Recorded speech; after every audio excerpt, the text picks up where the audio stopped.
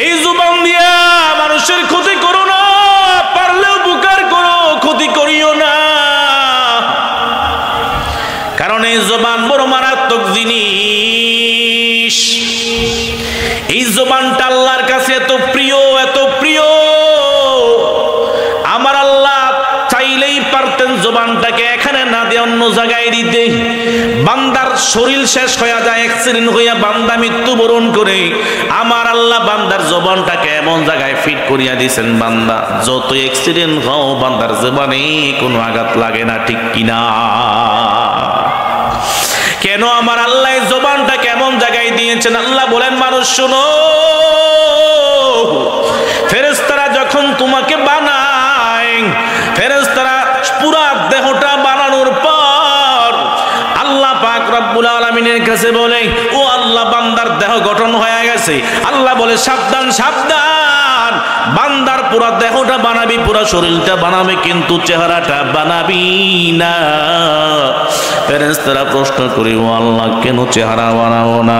আল্লাহ তাআলা বলেন, ফেরেশতারা শোনো, এই চেহারাটা একটা দামি একটা সম্পদ, এই জুবানটা দামি একটা সম্পদ, এই চক্ষুগুলা বান্দার দামি সম্পদ, কানগুলা বান্দার দামি সম্পদ, এই কপালটা বান্দার দামি সম্পদ। এই বান্দার চেহারাটা তোমরা বানাইবা না, আমি আল্লাহ নিজ কুদরতি হাতে বানাইবো। কেন আল্লাহ, কেন নিজ কুদরতি হাতে বানাইবেন? আল্লাহ জবাব দেয়, শোনো ফেরেশতারা শোনো, এই বান্দার এই কপালে এমন একটা দামি সম্পদ, এই কপাল দিয়া বান্দা আমি আল্লাহর কুদরতি পায়ে সেজদা দিবে।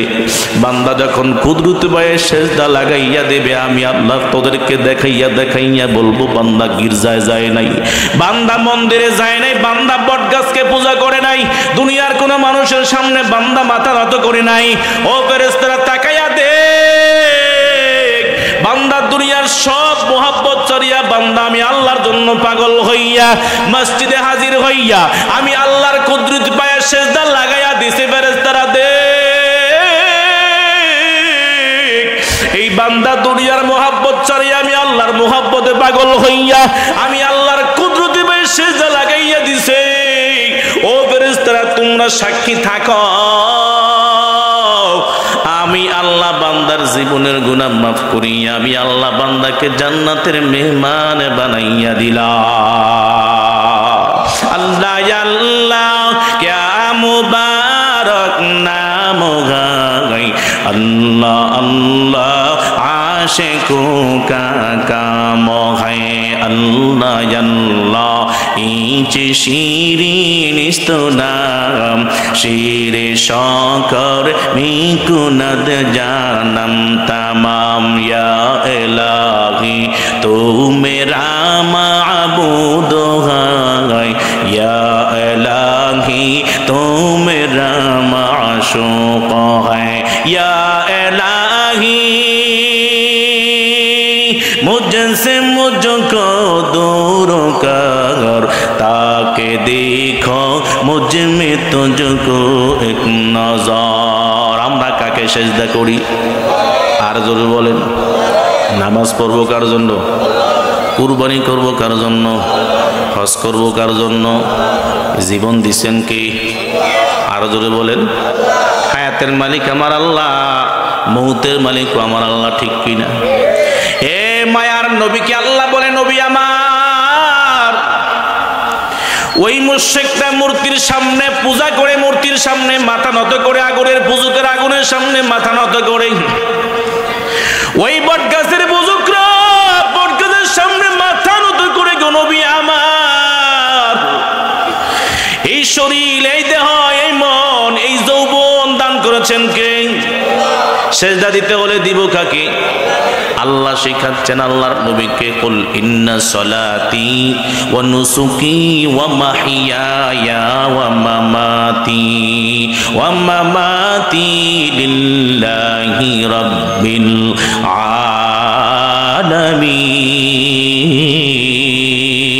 আলামিন। আল্লাহু আকবার বলেন। আমিন। ذلك الكتاب لا ريب فيه هدى للمتقين আল্লাহ পাক রব্বুল আলামিন সূরা বাকারার শুরুতে এই কালাম, যেই কালাম মানুষের উপরে আল্লাহ নাজিল করেছেন, যেই কুরআন আল্লাহ মানুষের হেদায়েতের জন্য দান করলেন, ওই কালামটার ব্যাপারে মানুষকে একটু আস্থা স্থাপন করাচ্ছেন। দুনিয়ার মানুষ ভালো করে শুনে নাও, আমি আল্লাহ তোমাদের উপরে যে কালাম নাজিল করেছি, দুনিয়ার সব মিথ্যা হতে পারে, দুনিয়ার সব কিছুতে ভুল থাকতে পারে, কিন্তু আমি আল্লাহ চ্যালেঞ্জ করলাম, আমি যে কোরআন নাজিল করেছি তাতে কোনো ভুল, কোনো শক সন্দেহের কোনো অবকাশ নাই, ঠিক কিনা?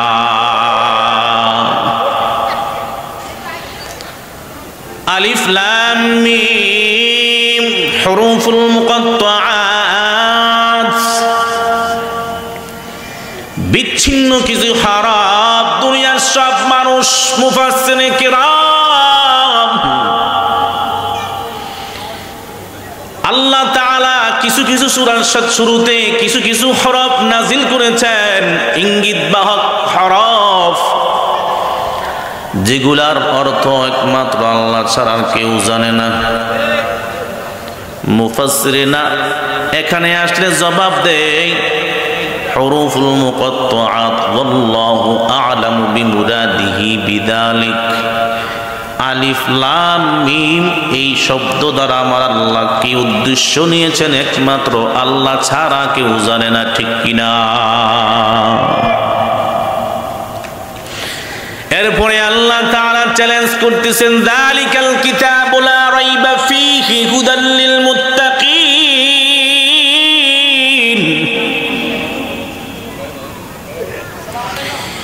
এটি এমন একটি কালাম, এমন একটি কোরআন, এমন একটি কালাম, যেই কালামটা পৃথিবীর সব মানুষের জন্য হেদায়েত হবে না, শুধু একমাত্র মুত্তাকিনদের ছাড়া, ঠিক কিনা বলেন? আল্লাহ হুদাল লিন-নাস বলেন নাই, হুদাল লিল মুত্তাকিন বয়ান করেছেন। ঈমান আনয়ন ছাড়া এই কোরআন পড়লে আজীবন পড়বে, কোনো কাজ হবে না, ঠিক কিনা? হুদাল লিল মুত্তাকিন, এই কালাম, এই কোরআন মুত্তাকিনদের জন্য হেদায়াত পথ প্রদর্শক। এরপরে আল্লাহ বয়ান করেন, শোনো মানুষ, আমার এই আয়াতের ভাষায় কারা মুত্তাকি একটু ভালো করে কোরআন নামক কুষ্টি পাথর দিয়া যাচাই করে নাও। আসলে তুমি মুত্তাকিন নাকি তুমি চাপাবাজ? আল্লাহর কোরআনের আয়াত পড়লেই তুমি ধরা খাবে, ঠিক কিনা?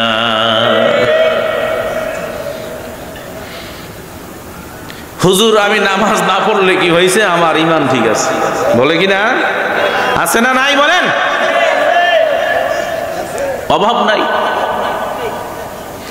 আমি দাড়ি না রাখতে কি হয়েছে, আমার মতন মুমিন বান্দা ইশকওয়ালা আর কেউ নাই, আছে না নাই? সারাদিন সুদ খায়, ঘুষ খায়, হারাম খায়, নেতার পিছনে দৌড়ায়, নেত্রীর পিছনে দৌড়ায়, মাঝে মধ্যে টুপি মাথার দিয়া মসজিদের আগ কাতারের সামনে হাজির হইয়া বড় বড় ডিক্লার দেয়, বড় বড় লেকচার দেয়, আছে না নাই? এরই বান্দা, লেকচার দিলেই হবে না, চাপাবাজি করলেই হবে না। মুত্তাকি কারা? আমি আল্লাহর কোরআন নামক কষ্টি পাথর দিয়া যাচাই করে নাও। যখন কোরআনের সাথে তোমার জীবন ইতিহাস মিলাইবা, দেখবা তুমি আসলেই মুত্তাকি নাকি চাপাবাজ, ঠিক কিনা? তাহলে আসুন আমরা একটু দেখি, লক্ষ্য করে পড়ে, যে মুত্তাকি কে, কারা মুত্তাকি আল্লাহর ভাষায়। কয়েকটি গুণ আল্লাহ এখানে বয়ান করেছেন। সময় খুব কম, অল্প সময় বয়ান করব, কথা বলবো। আল্লাহ বয়ান করেছেন এক নাম্বার গুণ হুদাল লিল মুত্তাকিন, এক নাম্বার গুণ আল্লাযীনা ইউমিনুনা বিল গায়ব।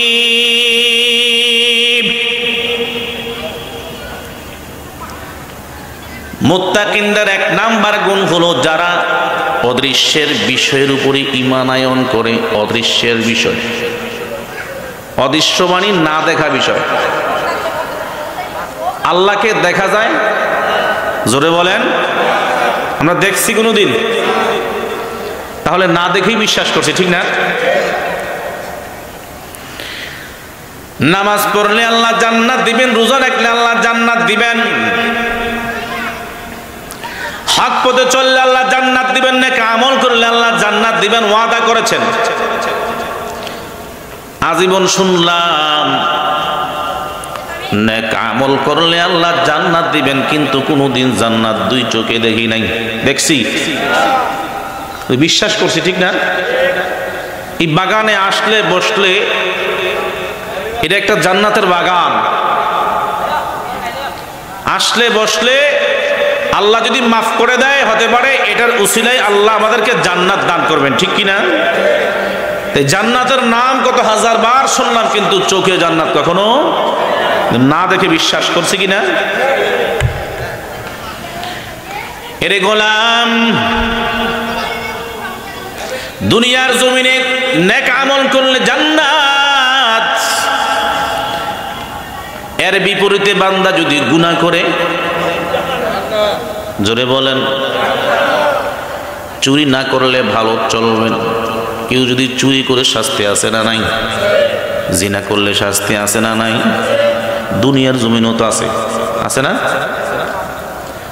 চোর যদি চুরি করতে যায় ধরা খায়, পাবলিকে মার দেয়নি না? জামাই আদর করে মার দেয়, তাহলে দুনিয়া তো শাস্তি আছে, তাহলে বোঝা গেল ওটা খারাপ কাজ, ঠিক না? পরক্রিয়া করলে ধরা খাইলে মায়ের আছে না নাই? দুনিয়া তো আছে, মরার পরে আসেনি? আছে।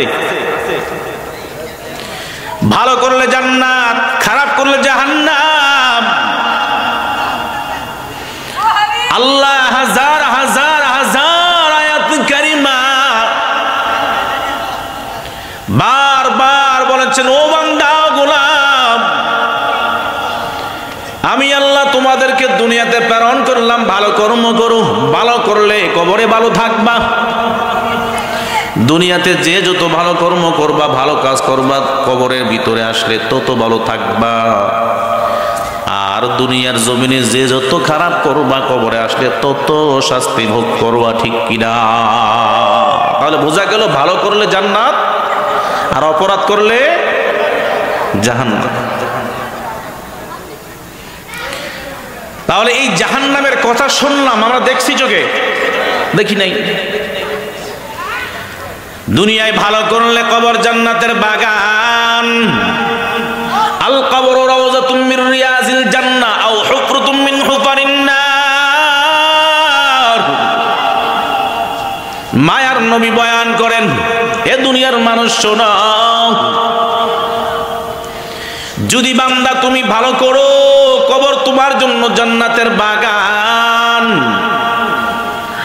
আর যদি বান্দা গুনাহ নিয়ে কবরে আসো, কবর তোমার জন্য জাহান্নামের টুকরা, জাহান্নামের শাস্তি। যদি বান্দা বেনমাজি হালতে কবরে আসো, বেনমাজি সুদখোর ঘুষখোরের কবরে 70 থেকে 99টা বিষাক্ত সাপ, এই সাপ যদি একবার ধ্বংসন করে, কমপক্ষে 70 বৎসর পর্যন্ত বিষের বেদনা থাকবে। কবরের আযাব, অনেক ভাই কবরের আযাব চোখে দেখেছে, কবরের আযাব চোখে দেখেছে।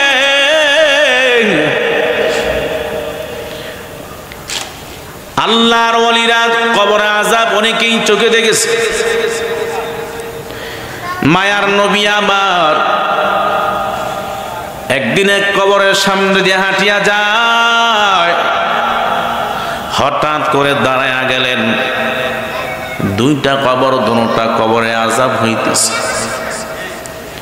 মায়ার নবী দাঁড়ায়া গেলেন, সাহাবে কেরামদেরকে বললেন, ও সাহাবে কেরাম ভালো করে শোনো, এখানে দুইটা কবর, এই দুইটা কবরেই আযাব হইতেছে। সাহাবায়ে কেরাম প্রশ্ন করলেন, ও মায়ার নবী বুঝলেন কেমনে?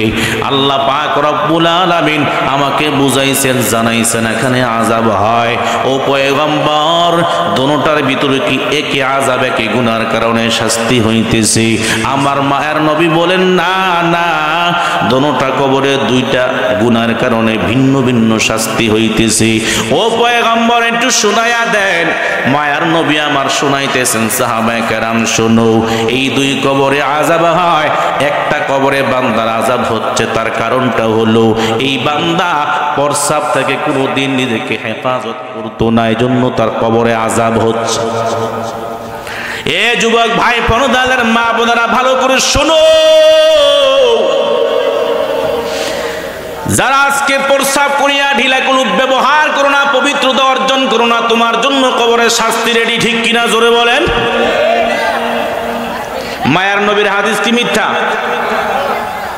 আর মিথ্যা এই সন্দেহের যদি লেশ মাত্র সন্দেহ অন্তরে থাকে, ঈমান থাকবে? নবী আমার বয়ান করেন, সাহাবায়ে কেরাম শোনো, এই ব্যক্তির কবরে আযাব হয়, তার কারণ হলো বান্দাটা প্রস্রাব থেকে নিজেকে হেফাজত করতো না। মুফাসসিরিনে কেরাম তাফসীর করছেন, এই বান্দা প্রস্রাব করিয়া পানি খরচ করি নাই। দ্বিতীয় একটা তাফসীর, সাহাবায়ে কেরামকে আমার নবী পাঠাইলেন, এই বান্দার কবরে আযাব হইতেছে, জিজ্ঞাসা করো, তার বাড়িতে যাও, তার ফ্যামিলির কাছে যাও, তার স্ত্রীর কাছে যাও, জিজ্ঞাসা করো সে কি কাজ করতো। সাহাবায়ে কেরাম খোঁজ নিলেন, জিজ্ঞাসা করলেন। ওই আল্লাহর বান্দার স্ত্রী জবাব দিলেন, এই লোকটা উট চড়াইতো, রাখাল ছিল। উটে যখন রাখালগিরি করতো বান্দা, উটে প্রস্রাব করলে তার প্রস্রাবের সিটা তার গায়ে পড়তো, সে পবিত্রতা অর্জন করতো না। হার হারতে সবসময় নাপাকি অবস্থায় সময় কাটাইতো। আমার মায়ার নবী বলেন, এই জন্যই তার কবরে আযাব হইতেছে। আরেক বান্দার কবরে আযাব। ও পয়গম্বর, দ্বিতীয় কবরের ভিতরে আযাব হয় কেন একটু বলে দেন। মায়ার নবী বয়ান করেন, শোনো শোনো, এ মুসলমান ইমানদার পর্দাদের মা বোনেরা, যুবক ভাই, আমার নবী বলেন দ্বিতীয় ব্যক্তির কবরে আযাব হয়। এই ব্যক্তিরা, এই যে আল্লাহ জিহ্বা দিছে, জবান দিছে, এটারে কোনো সময় বন্ধ করে রাখে নাই, আরেকজনের বিরুদ্ধে চগলখুরি আর গীবত শেখায়ত করছে। এই গীবতখোর আর শেখায়াতখোর আর অপরজনের দোষ বয়ান করনেওয়ালা সমাজের মানুষ আছে না নাই? আছে। আপনাদের এলাকায় আছে? কম না বেশি? বেশিরভাগে পাওয়া যায় মা বোনদের মাঝে, ঠিক কিনা বলেন? আমার নবী বলেন, শোনো, এই ব্যক্তির কবরে আযাব হচ্ছে, এই জন্য বান্দা হাঁটতো আর গীবত বলতো, হাঁটতো আর মানুষের দোষ বয়ান করতো। আর গীবত এমন একটা গুনাহ, এমন একটা গুনাহ, আমার নবী বলেন, দুনিয়ার মানুষ শুনো, যেই বান্দা গীবত করলা, আপন মায়ের সাথে জিনার চাইতে কঠিন গুনাহ তোমার আমল নামায় চলে আসবে। নাউজুবিল্লাহ, একটু আস্তে করে বলেন। ও মা বোনেরা শুনে নেন, আপনাদের মাঝেও এই গুনাহটা কম না বেশি? আরো জোরে বলেন। সমাজে এক শ্রেণীর মা বোনেরা আছে, সকালও নাই, দুপুরও নাই, রাতও নাই, বসে বসে শুধু গীবত আর শেখায়াত। এই গীবতের পাওয়ার এখন মসজিদেও চলে, ঠিক কিনা বলেন? দুই তিনজন মুসল্লি একসাথে হইলে গীবত শেখায়াত আরম্ভ করে, ঠিক কিনা জোরে বলেন? এ বান্দা মুসল্লি ভাই, যুবক ভাই, বিদ্যা বাবাজিরা, পর্দাদের মা বোনেরা, হাতে ধরে বলে যাই, পায়ে ধরে বলে যাই, এই জুবানটাকে হেফাজত করবেন। কারণ আমার মায়ার নবী বলেছেন, মাইয়াজ মামনি মা বাইনা লিহিয়াইহি ওয়া মা বাইনা রিজলাইহি আজমান লাহুল জান্নাহ। এই দুনিয়ার মানুষ ভালো করে শুনে নাও, আমি পয়গম্বর তোমাদেরকে দুইটা বিষয় বলে যাই। এক হলো জিহ্বা, দুই হলো লজ্জাস্থান। যেই বান্দা দুইটা জিনিস হেফাজতের দায়িত্ব নিতে পারবা, আমি পয়গম্বর তোমাদেরকে জান্নাতে পৌঁছানোর দায়িত্ব নিব। সুবহানাল্লাহ। দুই চোয়ালের মাঝখানে, এটার নাম কিও? জোরে কয় না। এই মন মস্তিষ্ক কি অন্যদিকে চলে গেছে নাকি? ভালো লাগে না? বন্ধ করে দিই, নিয়ে আসেন আস্তে আস্তে। চলবে কিছুক্ষণ, আর অল্প সময় আছে, অল্প সময়। এক নাম্বার হলো জবান। কি ভাই, কি সমস্যা? আওয়াজ হচ্ছে না? ঠিক করেন। হ্যাঁ, ঠিক করেন আপনি। এই দুই চোয়ালের মাঝখানে, এটার নাম কি? খুব কঠিন জিনিস। এই জিহ্বাকে এক সেকেন্ড আল্লাহর রাস্তায় ব্যয় করলে হাজার হাজার বছরের জন্য জান্নাত প্রস্তুত। সুবহানাল্লাহ বলেন। আর এই জিহ্বাকে যদি কেউ এক সেকেন্ডের জন্য খারাপ কাজে ব্যয় করে, তো হাজার হাজার কোটি বছরের জন্য জাহান্নাম বরাদ্দ। ঠিক কিনা? মিথ্যা কথা বলতে কয় হাজার বছর লাগে, কয় মিনিট লাগে? এক সেকেন্ডও না। আমার নবী বলেন, এই বান্দায় গোলাম, একবার কোনো বান্দা যদি মিথ্যা কথা বলি, এক সেকেন্ড সময়ও লাগে না।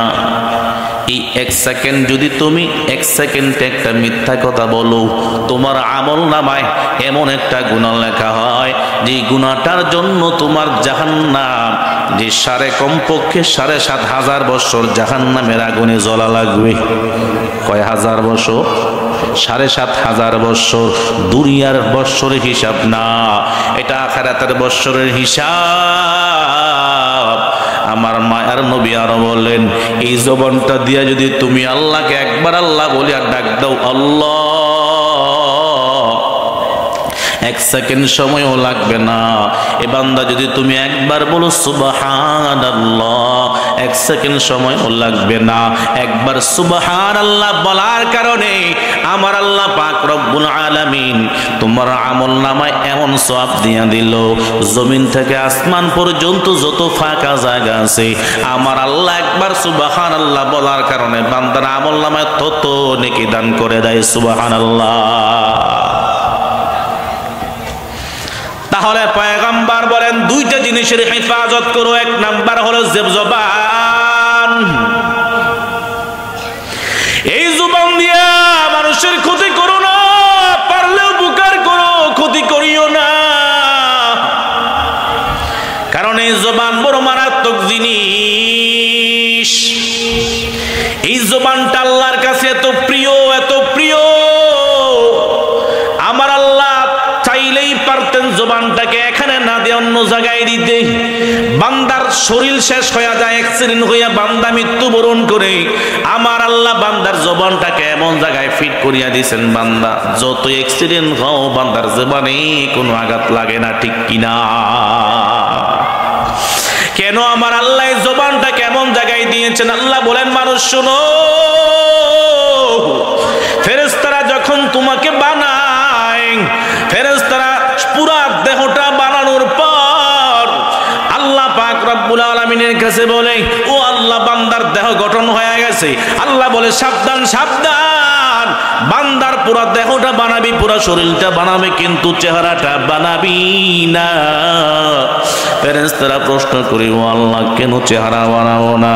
আল্লাহ তাআলা বলেন, ফেরেশতারা শোনো, এই চেহারাটা একটা দামি একটা সম্পদ, এই জুবানটা দামি একটা সম্পদ, এই চক্ষুগুলা বান্দার দামি সম্পদ, কানগুলা বান্দার দামি সম্পদ, এই কপালটা বান্দার দামি সম্পদ।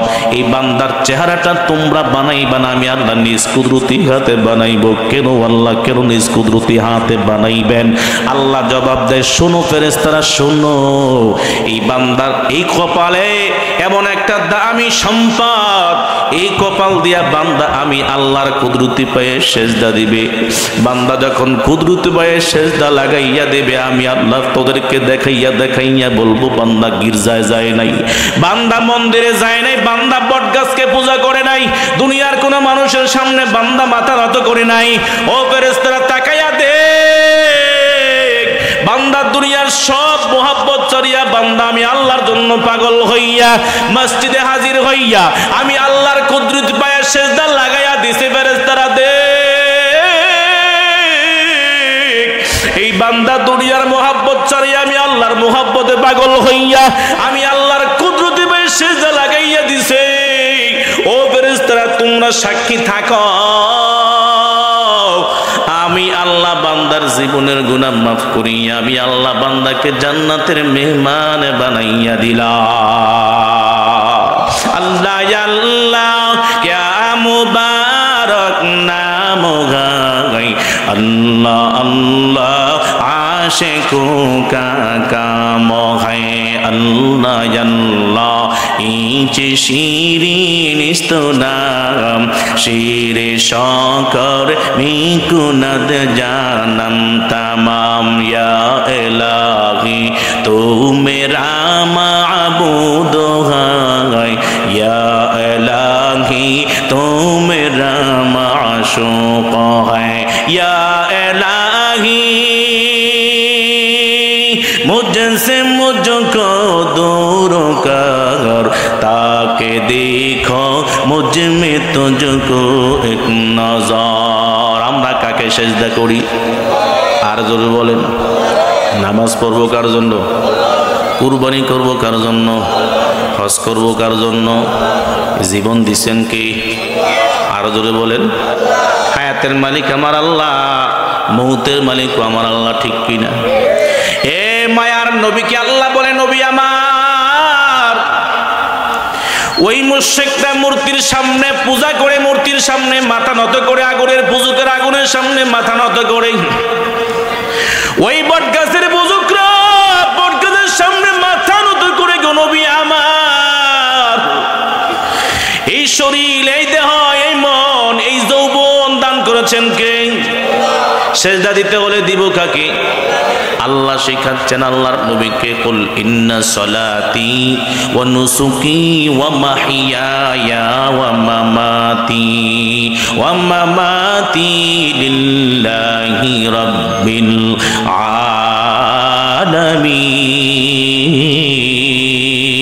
আলামিন। আল্লাহু আকবার বলেন। কুল ইন্না সলাতি, হে নবী বলেন নিশ্চয়ই আমার নামাজ, ওয়া নুসুকি আমার কুরবানি, ওয়া মাহইয়ায়া আমার হায়াত, ওয়া মামাতি আমার মৌত। নামাজ কুরবানি, আমার নামাজ, আমার কুরবানি, আমার হায়াত, আমার মৌত কার জন্য? নামাজ পড়বো কাকে দেখানোর জন্য? মানুষকে দেখানোর জন্য। দুনিয়ার মানুষ আমাকে নামাজি নামাজি বলবে, এই জন্য আমি নামাজ পড়ি নাকি? দুনিয়ার মানুষকে দেখানোর জন্য নামাজ পড়ি না, একমাত্র আল্লাহর সন্তুষ্টির জন্য নামাজ পড়ি, ঠিক কিনা?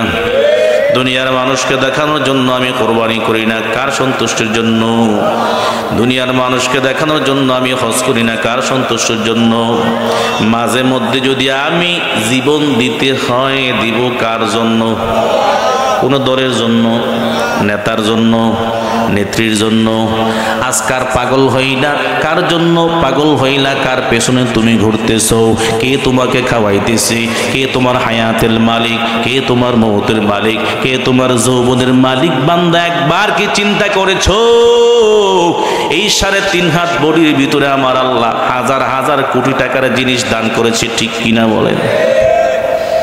আমার আল্লাহ বলেন, নবী আমার জানায়া দেন, কুল ইন্না সলাতি নিশ্চয় আমার নামাজ, ওয়া নুসুকি আমার কুরবানি, ওয়া মাহইয়ায়া আমার হায়াত, একটা বরকতি দান, বরকতি জিনিস কে দান করেছেন বলেন?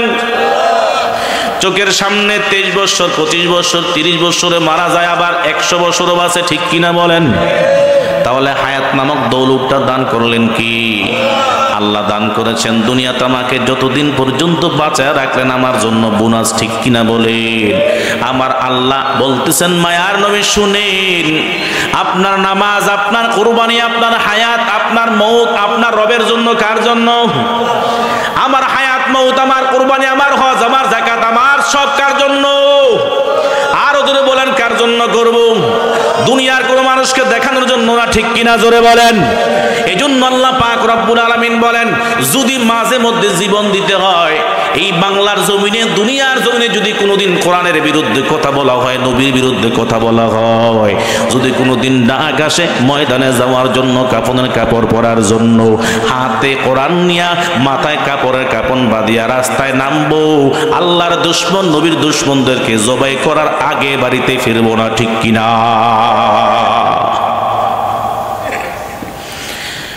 এই জন্য আল্লাহ পাক রব্বুল আলামিন বলেন, হে দুনিয়ার মানুষ শুনো,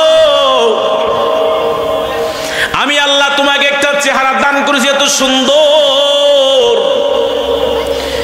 একজনের চেহারা আরেকজনের চেহারার সাথে কোনো মিল নাই, ঠিক কিনা বলেন? এত হাজার হাজার নিয়ামত আমি আল্লাহ তোমাকে দান করেছি বান্দা। যদিও একজনের ফেসের সাথে আরেকজনের ফেসটা কিছুটা মিল হয়, কিন্তু হাতের আঙ্গুলের বৃদ্ধাঙ্গুলের ছাপ কোনো মিল নাই, ঠিক কিনা বলেন? সারা পৃথিবীতে যত কোটি কোটি মানুষ আছে, এই বান্দা যখন ফিঙ্গারপ্রিন্ট দিতে যায়, খোদার কসম করে বলি আমার আল্লাহ এমন একটা স্পেশাল পাওয়ার দিছে মানুষের বৃদ্ধাঙ্গুলের ভিতরে। এক মানুষ যদি, হাজার মানুষ, লক্ষ মানুষ যদি এক জায়গায় ছাপ দেয়, এক জায়গায় ফিঙ্গার দেয়, আল্লাহর কসম করে বলি আমার আল্লাহ বৃদ্ধাঙ্গুলের মধ্যে এমন একটা স্পেশাল পাওয়ার দিছে, হাজার লক্ষ মানুষের বৃদ্ধাঙ্গুলের ভিতরে কারো হাতের সাথে কারো কোনো মিল নাই, ঠিক কিনা? এই নিয়ামত কে দান করেছেন? আল্লাহ। তাহলে নামাজ পড়লে সেজদা দিলে দিব কাকে? আল্লাহকে। এক সেকেন্ড শ্বাসের অনেক দাম। অক্সিজেন, অক্সিজেন গত এক সপ্তাহ আগে আমার এক আত্মীয়কে হসপিটালে ভর্তি করাইলাম, দৈনন্দিন তার অক্সিজেনের বিল হলো 1200 টাকা। কত? এ বান্দা ঘন্টায় 200, ঘন্টায় 200, আবার কোন জায়গায় ঘন্টায় 600 টাকা অক্সিজেনের বিল। একটু ভালো করে চিন্তা করে দেখো, আমার আল্লাহ তোমার আমার জন্য যে অক্সিজেন ব্যবস্থা করে রাখলেন, কিয়ামতের ময়দানে যদি আমার আল্লাহ ধরে বসে, ও বান্দা আর কিছু লাগবে না, আর কিছু লাগবে না, তোকে আমি যত হাজার হাজার নিয়ামত দান করেছি, প্রত্যেকটা নিয়ামতের প্রশ্ন জবাব যদি চাই দিতে পারবি না, তবে একটা নিয়ামতের হিসাব দিয়া যা, সেটা হলো অক্সিজেন। দুনিয়ার জমিনে 60 বছর, 70, 80 বছর আমি আল্লাহ তোকে বাঁচাইয়া রাখছি। মায়ের পেটে 10 মাস 10 দিন পর্যন্ত আমি আল্লাহ অক্সিজেন দিয়া তোকে রাখছি। মায়ের পেট থেকে দুনিয়ার জমিনে আসার পরে আমি আল্লাহ তোকে মৃত্যু পর্যন্ত অক্সিজেন দিয়া রাখছি। এই গোলাম, এই নিয়ামতটার হিসাবটা একটু দিয়া যা, তোর জীবনে কত হাজার কোটি বার শ্বাস নিছস, বের করছস, আর কত হাজার কোটি টাকার অক্সিজেন গ্রহণ করছস, একটু হিসাব দে। এই মুসলমান ইমানদার বুকে হাত দিয়া বলেন, সম্ভব হবে নাকি? সম্ভব হবে? দুনিয়ার মানুষ দুনিয়ার হসপিটালের ভিতরে ঘন্টায় যদি 300 থেকে 500 টাকা পর্যন্ত নেয়, দুনিয়ার মানুষের হিসাব করে দেখো কত হাজার কত কোটি টাকা বিল আসে। আল্লাহর দেওয়া নিয়ামত, আল্লাহর দেওয়া অক্সিজেন, আল্লাহর দেওয়া চোখের পাওয়ার, আল্লাহর দেওয়া কানের পাওয়ার, আল্লাহর দেওয়া ব্রেনের পাওয়ার দিয়ে আমি নেতার পিছনে দৌড়াই, নেত্রীর পিছনে দৌড়াই, জীবন দেই নেত্রীর জন্য, ঠিক কিনা বলেন? আল্লাহর জন্য ডাক আসলে খুঁজে পাওয়া যায় না, নবীর জন্য ডাক আসলে খুঁজে পাওয়া যায় না। এই জন্য আল্লাহ বলে, বান্দা যত হাজার নিয়ামত আছে আমি আল্লাহ তোকে দান করলাম, এ বান্দা এই নিয়ামত খাওয়ার পর আমি আল্লাহর কুদরতি পেয়ে সেজদা দিবি, আমি আল্লাহ খুশি হইয়া তোকে জান্নাত বরাদ্দ করে দিব। সুবহানাল্লাহ। এই মুসলমান ইমানদার বলতেছিলাম আল্লাহ পাক রব্বুল আলামিন এই জবান দিয়েছেন, চেহারা দিয়েছেন, আল্লাহ তো সুন্দর করে বানাইছেন। বান্দা যদি এক সেকেন্ডে একবার আল্লাহকে আল্লাহ বলে আর ডাক দে, সুবহানাল্লাহ বলে, আলহামদুলিল্লাহ বলে, লা ইলাহা ইল্লাল্লাহ বলে, জমিন থেকে আসমান পর্যন্ত যতখানি জায়গা আছে ওইটুকু খালি জায়গা আমার আল্লাহ বান্দার আমলনামা নেক দিয়া ভরপুর করে দেয়। সুবহানাল্লাহ। এজন্য এই জবানটাকে ভালো কাজে ব্যয় করব, ঠিক কিনা জোরে বলেন। আজ থেকে ওয়াদা করে যাই, আজ থেকে ওয়াদা করে যাই, আর কোনোদিন কোনো মানুষের গীবত শিকায়েত করব না। গীবত শিকায়েত মানে আপন মায়ের সাথে জিনা করা, ঠিক কিনা জোরে বলেন। এই মজলিসের ভিতরে এমন কি কেউ আছেন যে আল্লাহ না করুক আমি বলবো না যে আপন মায়ের সাথে জিনা করতে রাজি হবে? কেউ আছে এখানে?